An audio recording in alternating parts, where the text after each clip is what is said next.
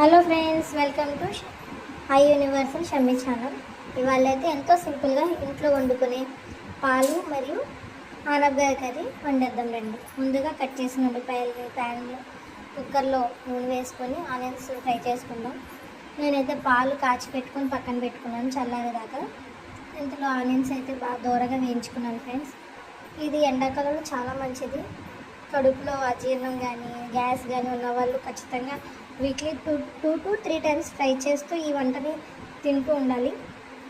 కొంచెం చిటికెడు ఉప్పు వేసుకొని, చిటికెడు పసుపు వేసుకొని, మనం కట్ చేసుకున్న ఆనపకాయ ముక్కల్ని వేసుకొని ఉల్లిపాయతో పాటు కొంచెం ఫ్రై చేసుకొని మూత వేసుకున్నాక కాసేపు 10 నిమిషాలు ఒక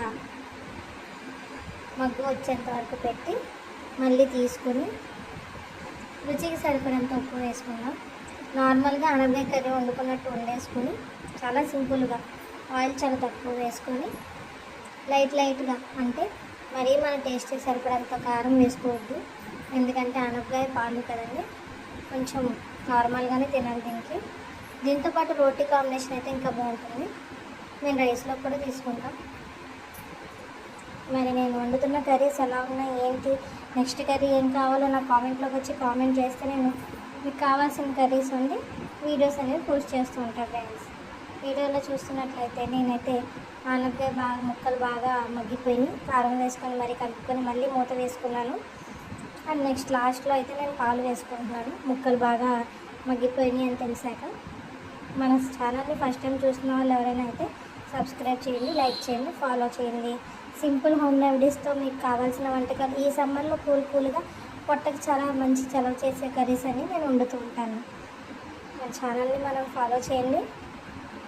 నేనైతే ఫస్ట్ నీళ్ళు వేసుకొని ముక్కలు బాగా ఉడికించుకున్నాను.